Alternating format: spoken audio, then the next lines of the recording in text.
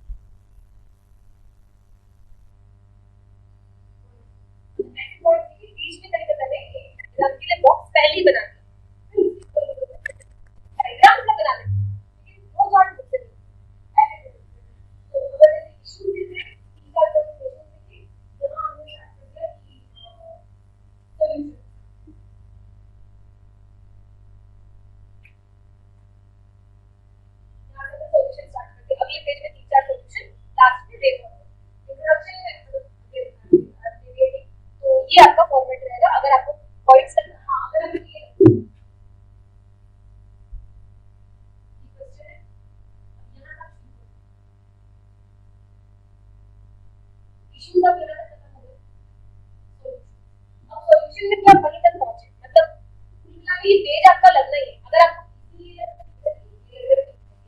जैसे नोट्स बनाए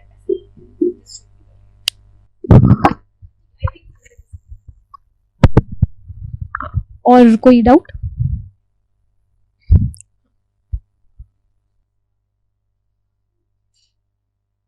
मतलब मॉक्स देने और रियल एग्जाम में जो होता है, अच्छा आप कह रहे हो कि मॉक्स देते वक्त आपको पता होता है कि ये रियल नहीं है, रियल नहीं वैसा वाला एक्चुअली मॉक्स का लॉजिक ही पर्पस ही यही होता है कि आप उसको मान के चले कि रियल हो रहा है। तो मॉक्स में भी ऐसे ही करें कि अननेसेसरी रिस्क ना ले। कई बार होता है हम मॉक में ऐसा सोचते हैं कि यार यहाँ तो ज़्यादा 100 मार्क के आ जाओ, असली में हम थोड़ा कंजर्वेटिव रहेंगे, असली में विल जस्ट डू 80 ऐसा। तो वो ऐसा नहीं है। मतलब मुझे लगता है प्रिपेयर करिए साइकोलॉजिकली एक रात पहले से कि कल रियल मॉक है। It is a psychological game. By chance आपसे नहीं भी हो रहा है ऐसा तो उसका यही तरीका है कि देखिए जैसे मॉक जिस दिन रियल एग्जाम है प्रीलिम्स 5 दिन पहले कोई मॉक्स मत दीजिएगा उसके। मैं तो ऐसा करती हूँ, मैं बहुत ज़्यादा, क्योंकि मैं देती हूँ ना बहुत ज़्यादा। अगर फर्स्ट अटेम्प्ट के समय मैंने ऐसा किया था कि बिल्कुल 2 दिन पहले तक भी मॉक्स लगा रहे, तो उस मॉक के दिन बहुत पता नहीं मुझे बहुत डर लग रहा था, सारे मॉक्स फेक लग रहे थे, वो रियल लग रहा था। 5 दिन पहले से मैं प्रिपेयर थी कि हाँ रियल मॉक है, तो थोड़ा सा एक कामनेस आ गई थी। 5 दिन में डर डर के 5वें दिन तक कामनेस आ गई थी। वो एक काम हो सकता है कि रियल मॉक आप 5 दिन तक घर में डर लो ताकि उस दिन शुरू सुबह से काम रहो। और वरना that is the unconventional approach. जरूरी नहीं है सबके साथ ऐसा हो। आइडियल अप्रोच तो यही है कि आप मॉक्स को रियल एग्जाम्स की तरह ले। बहुत सारे सिमुलेशंस होते हैं प्रीलिम्स के, उनको इसी अप्रोच के साथ ले कि ये रियल है। और कोशिश करें उसमें कि टाइम देख देख करके, तो हम करते ही हैं कि 15 मिनट पहले पेपर हो जाए। और सी सेट भी कई लोग, हाँ सिमुलेशन में क्या होता है, कई लोग जीएस करके आते हैं फिर घर भाग जाते हैं, सी सेट नहीं करते। उनको लगता है सी सेट अच्छा है। क्योंकि हम लोग जब देते थे या अभ्यास भी देते थे, तो अभ्यास में जब रिजल्ट आता था तो जीएस में कितने दिए 10,000, सी सेट दिए 7,500। मतलब ये लोग देने आए हैं पर ये लोग चले गए। तो प्लीज वैसा मत करिएगा, सी सेट देख के ही जाइएगा चाहे कितनी भी अच्छी हो। क्योंकि 3 घंटे के गैप के बाद सी सेट देना उस दोपहर में, मई जून की दोपहर में, it is very bad. Trust me, it is very very bad. तो इसलिए उसकी प्रैक्टिस होनी चाहिए।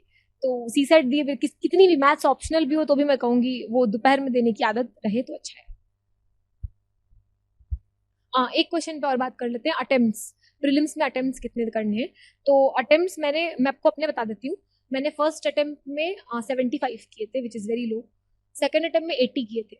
थर्ड अटेम्प्ट में फिर 75 किए थे। और फोर्थ अटेम्प्ट में 89 किए थे। तो मेरे लिए अटेम्प्टिंग मोर वर्क। 75 जब किए थे तब भी सोचा नहीं था कि इतना कम करूंगी। घर से तो मॉक्स में तो I use to do around 90 plus तो जनरली मैं कभी नहीं करती थी, पर 80 तक कर लेती थी, 85 90 तक कर लेती थी। वहां पे डर लगता था कि नहीं करें अटेम्प्ट्स। तो मेरे लिए फाइनली ज्यादा अटेम्प्ट करना, 90 टच करना हेल्प किया। तो मैं कहूँगी ज्यादा अटेम्प्ट करने चाहिए। Again these days lot of analysis is there on YouTube regarding how probability works and how by the virtue of probability आप अगर 10 क्वेश्चन कर रहे हो तो उसमें आपका 10 क्वेश्चन अगर आप गेस वर्क कर रहे हो तो उसमें से नेट पॉजिटिव आएगा। वो गेस वर्क तभी करें जब आप एटलीस्ट 50% ऑप्शंस एलिमिनेट कर सकते हो, तभी वो गेस वर्क करें। एकदम अंधेर बटेर करने से मतलब नहीं है, नहीं तो आपका कोई गारंटी नहीं है कि 10 में से 5-6 सही होंगे और पॉजिटिव कुछ आएगा। अगर थोड़ा भी गेस वर्क आपका लॉजिकल है तो करें अटेम्प्ट्स। ऑप्टिमम नंबर तो कुछ नहीं है, कई लोग की एक्यूरेसी अच्छी होती है, पर जिसकी नहीं है वो थोड़ा ज़्यादातर लोगों की नहीं होती है, तो थोड़ा ज़्यादा साइड में रखें। एटलीस्ट 80 प्लस अटेम्प्ट्स रखें। और सी सेट में मैंने फर्स्ट सेकेंड और थर्ड तीनों अटेम्प्ट्स में 38 से 40 अटेम्प्ट किए थे, 37 38 39 ऐसे 40 के से अंदर किए थे, which is not very good in CSAT. Accuracy अच्छी है तो लोग कर लेते हैं, बट माई प्रॉब्लम वॉज कि 38-40 में भी comprehension was the majority, so that is not good. अगर लॉजिकल और मैथ्स है तो ठीक है। इस बार आई अटेम्प्टेड 51 और 52। तो वो 51 अगर कोई अटेम्प्ट करके आ रहा है ना, और उसमें मैथ्स का अच्छा पोर्शन है लॉजिकल का, तो आप देख सकते हो 2.5 मार्क्स पर क्वेश्चन है। तो ऑलरेडी आपके चांसेस बहुत हाई है कि आप 70 टच कर लोगे, 70 प्लस आ जाएगा जब आप 50 क्वेश्चंस करके आ रहे हो। तो सीसैट में 50 is a very good number. और आइडेंटिफिकेशन टेक्निक जो आप 3-4 मिनट दे रहे हो शुरू में, उसके बाद भी इतने अटेम्प्ट हो गए, इसका मतलब ऐसा नहीं है कि उससे कोई टाइम वेस्ट होगा, उससे क्लैरिटी है आ जाएगी कि कौन सा छोड़ना है और कौन सा करना है। तो उससे आप 5-5 मिनट जो कहीं कहीं वेस्ट करते हो वो वेस्टेज बच जाएगी। तो ये मोर और लेस नंबर ऑफ अटेम्प्ट्स की बात है। हाँ, तो और क्या क्या था, हाँ, और मैंने प्लान बी भी एक पॉइंटर लिखा था। प्लान बी अगर आपके, तो मैं मान के चल रही हूँ सबके फर्स्ट सेकंड अटेम्प्ट्स ऐसी अटेम्प्ट्स पे हो आप सब, तो अभी तो नहीं, एक दो अटेम्प्ट्स के लिए तो सब कहते हैं कि एग्जाम ऐसा है कि एक अटेम्प्ट में तो it is very luck based also, specially prelims, तो एक दो अटेम्प्ट्स में तो नहीं, पर दो प्रिलिम्स भी किसी के नहीं होते हैं। तो उसके बाद what I faced after failing in third prelims, I do not want anybody to undergo that sort of demotivation। जब आपका एजुकेशन बैकग्राउंड बहुत अच्छा रहा है और उसके बाद आपका ड्रीम बहुत सालों से है और फिर भी आप ग्रेस में एंटर ही नहीं कर पा रहे हो because of this screening stage, तो वो, और उस समय क्या होता है ना, आपकी एज भी थोड़ी हो गई होती है, तो उस समय ऐसा लगता है कि मुझे कोई जॉब भी नहीं देगा। I am a BA graduate and I have 3 failed prelims, और मैं किसी को, भले ही मेरी नॉलेज बहुत वास्ट है, एक अटेम्प्ट में जो क्लियर कर लिया उससे भी शायद ज्यादा है, लेकिन मैं किसको एक्सप्लेन करूंगी बात, कौन मेरी बात सुनेगा, किसी को क्या पता। तो वो एक पॉइंट होता है कि वो कोई फेस ना करे। तो सेकंड प्री नहीं होता है या सेकंड अटेम्प्ट में किसी की फेलियर है, उसके बाद एक छोटा सा प्लान भी रेडी रखे। And I am not saying this to demotivate any of you, I really want कि आप सबका बिल्कुल अर्लीस्ट अटेम्प्ट में ही हो जाए, क्योंकि it is not a very fun journey. later it doesn't remain like a fun journey, it starts as a fun journey। तो एक छोटा सा प्लान भी रेडी रखे, either start doing your masters और MBA के फॉर्म में अगर कोई कर रहा है, start doing some job अगर साथ साथ आप मैनेज कर सको तो, नहीं तो जैसे कई लोग BA LLB होते हैं, BBA LLB, तो that is a good option, backup option, you can always go back practicing law। BTech हो तो भी ठीक है, BTech या MBBS वगैरह, तो ऐसा एक छोटा सा कोई बैकअप रहे स्टार्टिंग से तो अच्छा है। प्लान एटलीस्ट सेकंड अटेम्प्ट, जो हिस्ट्री वगैरह वाले आर्ट्स वाले, उनका सेकंड अटेम्प्ट के बाद, BTech MBBS वगैरह वालों के पास तो स्टार्टिंग से होता है। पर plan, this is my intention of telling you that plan भी थोड़ा इंपॉर्टेंट है, उस पर ध्यान दें। Yes, so mostly that was it from my side. जो मैंने पॉइंटर्स बताए थे वो तो हो गए, तो अगर किसी को कुछ पूछना है तो पूछ सकता है, वरना we would end this talk. अच्छा, इंटरव्यू, ठीक है, थोड़ा सा इंटरव्यू पे बात कर लेते हैं। तो इंटरव्यू वैसे वही है कि इंटरव्यू के लिए अभी से कुछ करने की जरूरत नहीं है, एक्सेप्ट कि साथ साथ कुछ हॉबी करते रहे, जिसको अगले साल देना है, आपके पास टाइम है, थोड़ा बहुत टाइम निकालें हॉबी के लिए, दिन में आधा 1 घंटा। Interview is a very lighter stage, मतलब जैसे मेंस बहुत ग्रिलिंग होती है, उसके बाद इंटरव्यू थोड़ा लाइट हो जाता है। इंटरव्यू में पढ़ाई थोड़ी कम होती है और वो भी सिर्फ अपने बारे में होती है, so it is very interesting. You are going to know much more about the place where you belong to, your home district, और your name of your meaning से लगा करके हर चीज़। उसके बाद आपको अपने, अगर आपने कोई एजुकेशनल बैकग्राउंड में जो सब्जेक्ट्स रहे हैं उनके बारे में डिटेल में पढ़ना है आपको, आपने जो कुछ भी आज तक एक्टिविटीज़ की है, प्राइज मेडल्स मिले हैं, उनके बारे में पढ़ना है। अच्छा, फॉर्म सबने भरा है तो आप लोग ने हॉबी वगैरह तो लिख ही चुकी होंगी ऑलरेडी, क्योंकि इस बार उन लोगों ने सब अभी से ले लिया है, तो आपको ऑलरेडी पता है कि आपको क्या उस वक्त पूछेंगे। तो you have some time. Interview के लिए तैयारी प्लीज अभी कुछ मत करिएगा, क्योंकि अभी बिल्कुल मतलब नहीं है। मेंस क्लियर होने के बाद ही स्टार्ट करेंगे इंटरव्यू की तैयारी। उसमें बस करना इतना, मतलब उसकी तैयारी सिर्फ इतनी सिंपल सी है कि आपको अपने डैफ को बहुत वर्ड बाय वर्ड प्रिपेयर करना है। कई लोगों के आजकल इंटरव्यू बिल्कुल इन एंड अराउंड डैफ नहीं होते हैं, काफी रैंडम चले जाते हैं, पर देन रैंडम होते हैं और वो आंसर करते हैं तो नंबर भी मिलते हैं। डैफ से रहते हैं तो आप वैसे ही प्रिपेयर्ड हो। मैं कहूँगी मेरा शील वर्धन सर का बोर्ड था, and I am very grateful to him, marks अच्छे दिए उन्होंने इंटरव्यू में। तो और उन्होंने मेरे से डैफ बेस्ड पूछा था। मेरा इंटरव्यू काफी डैफ बेस्ड था। हॉबीज के इन एंड अराउंड काफी क्वेश्चन थे, 5-6 क्वेश्चन हॉबीज से थे। Then place I have lived in, I have change many cities, उनसे पूछा था। हिस्ट्री ऑप्शनल से पूछा था। Optional is very important. तो ऑप्शनल और ग्रेजुएशन सब्जेक्ट जिसका अलग अलग है, आपको दोनों पढ़ने पड़ेंगे। अगर एक है तो आपका थोड़ा टाइम कम हो जाएगा उसमें। तो उन्होंने मुझसे हिस्ट्री से क्वेश्चंस पूछे थे, फिर करंट पूछा था, जैसे ग्रीनलैंड इशू चल रहा है उस पर पूछा था, और कुछ ऐसे क्वेश्चंस भी पूछे थे कि थोड़े से, जैसे मेरी हॉबी है creative writing in self improvement, ये हॉबी का नाम था, creative writing in self improvement. तो उन्होंने मुझसे पूछा था कि what are the 3 qualities that make you a good creative writer on self improvement.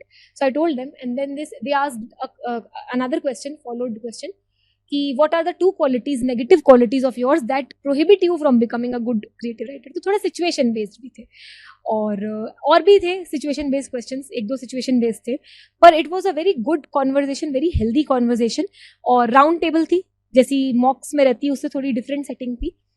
Mock से हेल्प हुई थी, पर मैंने बहुत सारे मॉक्स लगाए थे, मतलब अभी कुछ मॉक्स एक्चुअली इतने अच्छे हुए भी नहीं थे मेरे. That is one thing I would say कि that was different from real interview. मेरा real interview was way better than any of my mocks. तो मेरे मॉक्स में कई बार होता था मुझे कई कई क्वेश्चंस नहीं बनते थे, एंड अभी कुछ कुछ शायद अपलोड भी कर दिए हैं. Some of them are very embarrassing also. तो mocks were, I would say mocks were not very good, but real interview was way better than my mocks. तो real interview में ऐसे एक आधी moment थे when I had to say sorry sir I am not aware. बाकी it was more like a discussion. mocks में क्या Q&A हो जाता है, question answer आता है या नहीं आता है. real interview में discussion था, तो it was much healthy discussion. and आप थोड़ा 70% of the time आप chairperson या फिर जो question पूछ रहा है उनसे eye contact रखते हो, बाकी time you look little bit here and there. पर again इंटरव्यू के बारे में डिटेल में बात आराम से करेंगे. ठीक है, तो I think mostly I have covered all the aspects of it. जी जी जी जी सर, वो तो है. मतलब एक दो अटेम्प्ट्स तक तो लोगों को लगता है कि चलो ठीक है, नहीं हो रहा है, टफ है, पर बार बार नहीं होना एक बहुत, और वो भी प्रीलिम्स नहीं होना. अगर किसी का एक आध स्टेप्स भी आगे हुए है तो आपका थोड़ा मोटिवेशन बना रहता है. साल जल्दी जल्दी खत्म होते हैं. प्रीलिम्स नहीं होना मतलब अब पूरा एक साल वेट करना है वापस इस एग्जाम के लिए. तो जर्नी तो ऐसे सस्टेनेबल है. अगर कुछ पॉइंटर्स बताऊं तो एक तो सबसे इंपॉर्टेंट है हेल्दी सोशल सर्कल, फैमिली, और आपके जो बिल्कुल ऐसे क्लोज फ्रेंड्स हैं जो कि आप जानते हैं कि आपकी जर्नी आप किस चीज़ के लिए प्रिपेयर कर रहे हो, जानते हैं कि कितना टायरिंग, कितना डिमांडिंग एग्जाम है, और कंप्लेंट्स नहीं करते हैं, बल्कि जब आप उनसे बात करना चाहो they are available for you. तो एक अच्छा हेल्दी सोशल सर्कल है. दूसरा, सम फॉर्म ऑफ एक्सरसाइज और अपना हॉबी, किसी प्रकार की अगर हॉबी साथ में रखें तो वो एक सस्टेनेबिलिटी में हेल्प करती है. And third important thing is I can recall another one. So third is plan B. अगर प्लान बी छोटा सा दिमाग में है, लॉन्ग जर्नी के लिए मैं बात कर रही हूँ, एक दो अटेम्प्ट्स में तो वैसे ही मोटिवेशन रहता है, आपको जरूरत नहीं है सस्टेन करने की. उसके बाद अगर प्लान बी रहता है ना, so you are studying with the mindset that I always have something to go back on. This is not to say that कि इसको हम सेकंड प्रायोरिटी रखें. This is very big to keep it as a second priority. तो यही first priority होता है. पर पता है कि अगर ये नहीं हुआ तो मैं कहीं की नहीं रहूंगी, ये कंडीशन नहीं आएगी. मतलब I will have a job, I will have something to live a life. और 6 अटेम्प्ट्स हैं ऐसे, तो अटेम्प्ट्स हैं तो ठीक है, साथ साथ देते रहेंगे. एक वो था, इस तरीके की एक अप्रोच रहती है. प्लान भी थोड़ा हेल्प करता है सस्टेनेबिलिटी में. Last is discipline. फोर्थ जो मैं कह रही हूँ, डिसिप्लिन. जब आपका शेड्यूल फिक्स होता है ना कि सुबह से रात तक ये करना है, तो दिन कैसे निकलता है पता नहीं चलता है. सस्टेनेबिलिटी के लिए discipline is also important. Thank you everyone.